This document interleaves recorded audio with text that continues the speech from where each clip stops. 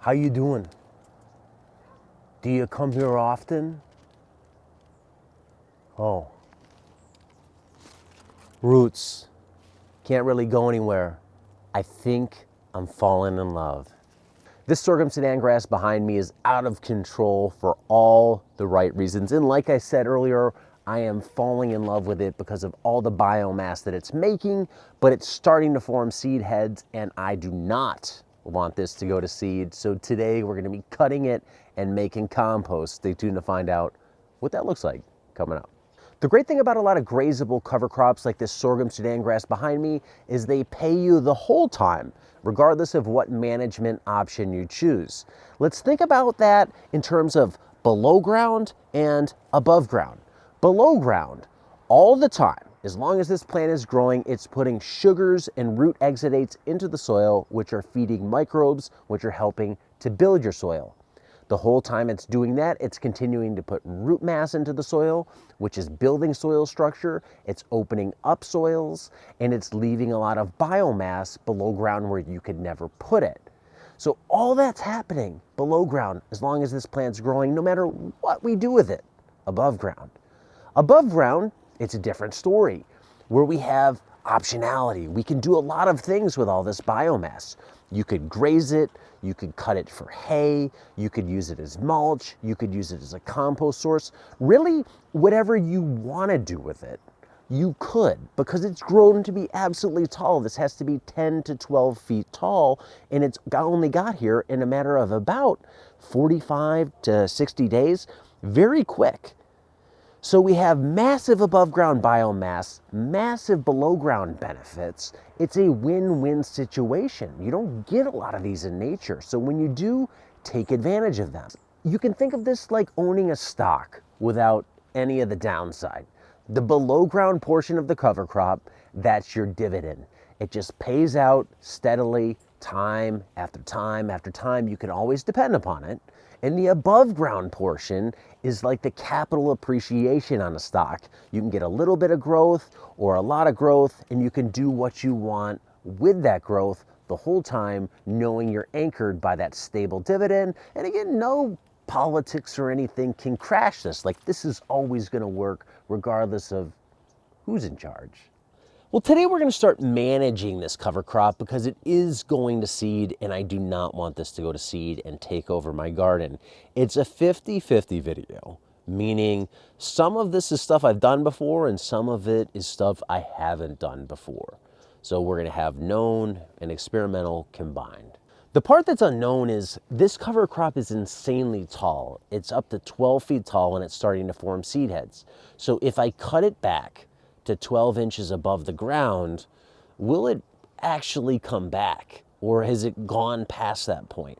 There's a lot of theories in terms of when you should cut these types of cover crop. People suggest, well, cutting them when they're 4 feet high. I've seen 3 feet high. I've seen higher and lower. People suggest cutting them 12 inches off the ground or 18 inches off the ground. There's all sorts of stuff you could do to really try and manipulate the plant to speed up regrowth, to force more root growth underground. Well, this bed kind of got away from me in terms of time. I was just busy doing other things, and I just decided to let it go. Well, now that it's forming seeds, I have to manage it. So I'm going to cut it off, and we're going to make compost out of it. Now, if I cut it off, will it regrow? I tend to think it will. It's a grass. It's going to want to regrow. Like, why wouldn't it regrow? Am I weakening the plant that much that it's not going to want to regrow? I don't know. We'll see. A lot of people have been asking me, what does it look like when it goes to seed or starts to flower? Well, this is what it looks like when it starts to flower. When does it start to flower? I don't know. It's not really a height thing because I have plants that are way up here, way above my head that are starting to flower.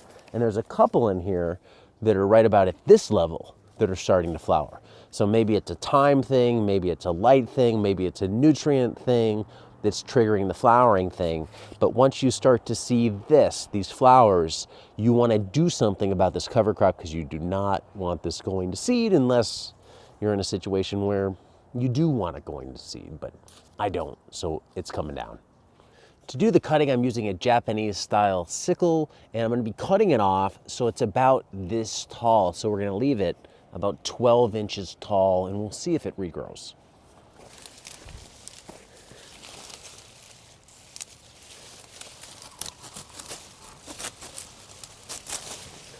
We've cut this off around 12 inches above the ground. Will it regrow? Time will tell. Now to make that compost. To make the compost using our trash can method, it's pretty simple. Trash can with our holes in it on the sides and on the bottom. Then we have our center tube, which has sides, goes right in the center of the trash can. And then we're going to begin layering this with the sorghum Sudan grass that we just cut. And I'm going to be using chicken bedding as my browns.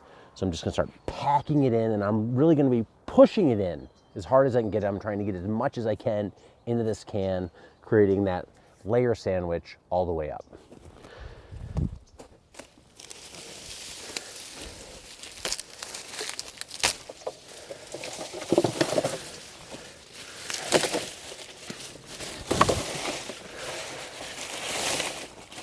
One quick tip when you're making this, try and hold the center tube in place. It can be easy for that center tube to get tilted or moved out of place, so you just want to keep that directly in the center of the bin.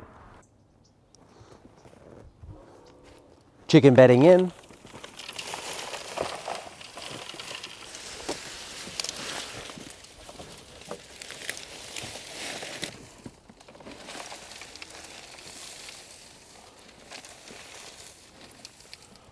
There we go, the trash can is now full. At this point, I'm not going to do anything to it. I'm not going to add water because I think there's enough water in the sorghum Sudan grass that it'll self-water itself for a while. I'm just going to put a lid on it and walk away.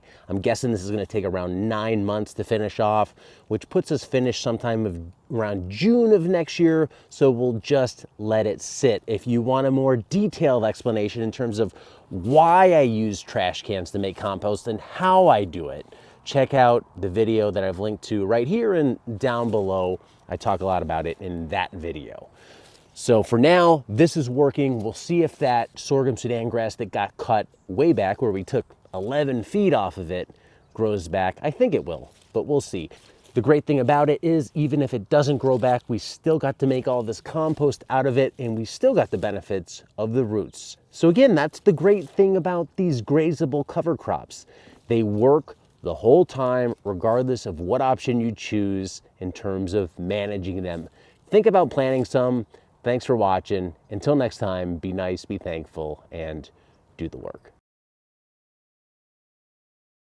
Today it's Sunday, October 18th, and it's 1 week since last cutting. When we cut the sorghum Sudan grass off last week, this is the cut level right here. And I marked it with a string.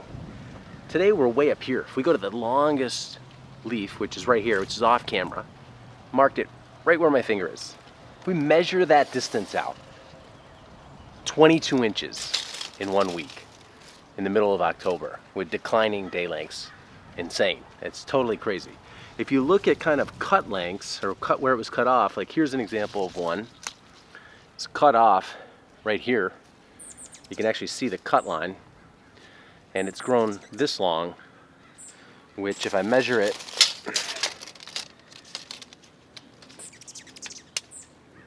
like 19 inches off this one, off the cut. So massive growth,